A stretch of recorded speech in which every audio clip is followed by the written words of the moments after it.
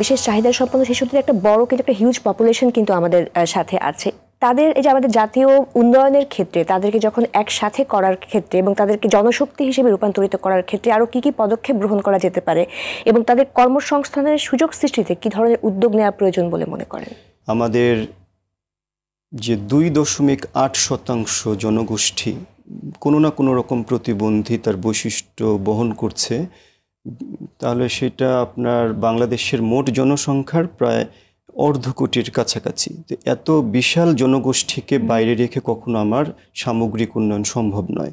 তো এই প্রতিবন্ধী জনগোষ্ঠীকে যদি আমরা মূলধারার উন্নয়ন কর্মকাণ্ডে সম্পৃক্ত করতে চাই, সর্বাগ্রে প্রয়োজন তাদেরকে মূলধারার শিক্ষায় অন্তর্ভুক্ত করা।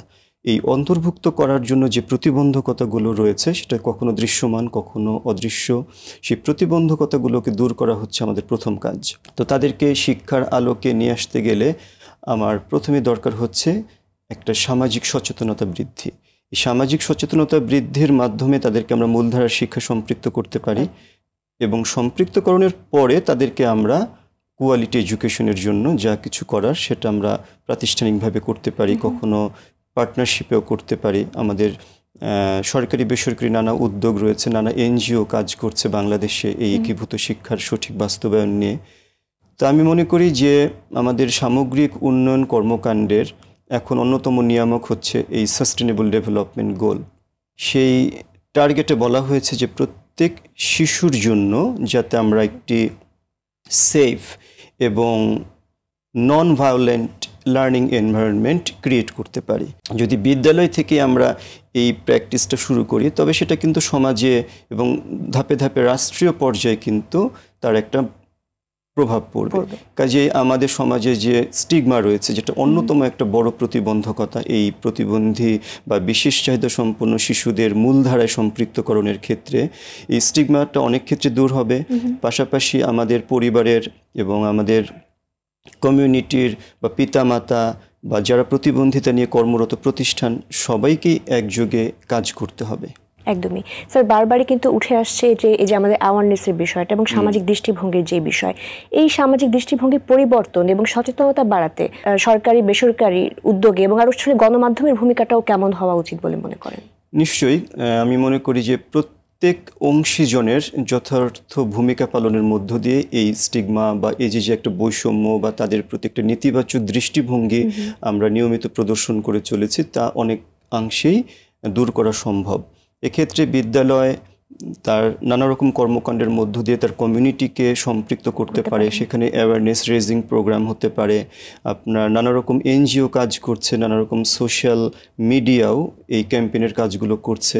তো আমি মনে করি যে সবার যৌথ প্রয়াসে সকল ধরনের অংশজন যদি আমরা এগিয়ে আসি তবে এই স্টিগমাও দূর হতে পারে। পাশাপাশি আমাদের এই বিশাল জনগোষ্ঠী তারা গুণগত শিক্ষার মাধ্যমে মূলধারার শিক্ষা সম্পৃক্ত হতে পারবে এবং গুণগত শিক্ষা লাভের মাধ্যমে তারা একটি সুন্দর আলোকিত ভবিষ্যতের পথ দেখবে।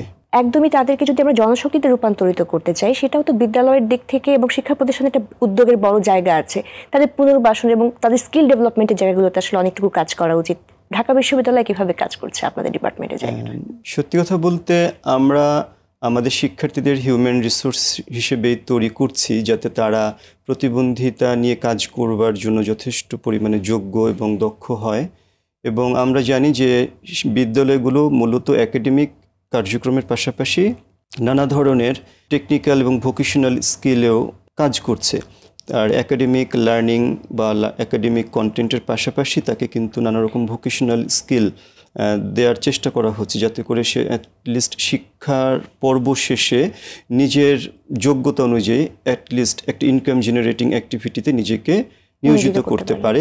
একদমই, এবং আমরা কিন্তু আসলে তাদের স্কিলগুলো যে আছে এগুলো অনেক ক্ষেত্রেই উপেক্ষা করে যাই, কারণ আমাদের আরটিভির আয়োজনেও কিন্তু মাঝে বিশেষ শিশুদের নিয়ে একটা ফ্যাশন শো হয়েছে, তাদের গানের প্রোগ্রাম হয়েছে অদম্য সুর নামে, এবং জুয়েলারি মেকিংয়ের প্রশিক্ষণগুলোও আসলে হচ্ছে। তো এই যে কিছু কিছু জায়গায় তাদের স্ট্রেংথ বেসড যে স্কিলগুলো আমরা ডেভেলপ করার চেষ্টা করছি অনেক জায়গা থেকে, এটার তো স্যার আসলে যারা তাদের সার্ভিসটা নিবে সেই মানসিকতা তো থাকতে হবে যে তাদেরকে আমি ইনক্লুড করবো আমার ম্যান পাওয়ার বা আমার অপারেশন সিস্টেমে, সেই জায়গা থেকে। সেটাও ঠিক যে আমি শুধু এ ধরনের শিক্ষার্থীদেরকে দিয়ে যে কোনো একটা ভোকেশনাল স্কিল তৈরির মাধ্যমে তাদেরকে দিয়ে নানা রকম প্রোডাক্ট তৈরি করছি তাই যথেষ্ট নয়। এই প্রোডাক্টগুলো যাতে আমরা মূলধারার বাজার ব্যবস্থাপনাও সরবরাহ করতে পারি সেদিকেও আমাদের নজর দিতে হবে। এখন কিন্তু অনেক শিক্ষা প্রতিষ্ঠান যারা বিশেষ চাহিদা সম্পন্ন শিক্ষার্থীদেরকে নিয়ে কাজ করছে বেসরকারি উদ্যোগে, তারা কিন্তু নানা রকম ভোকেশনাল এবং টেকনিক্যাল এডুকেশনের উপরে কাজ করছে। তো এটা একটা আমি মনে করি বড় উদ্যোগ, যে আমাদের সামাজিক সচেতনতার মাধ্যমে যদি এ ধরনের শিশুদের এই কর্মকাণ্ডগুলোকে উৎসাহিত করতে পারি। আমি শুরু থেকে বলছি যে আমাদের প্রাতিষ্ঠানিক পৃষ্ঠপোষকতা অত্যন্ত জরুরি। নিঃসন্দেহে।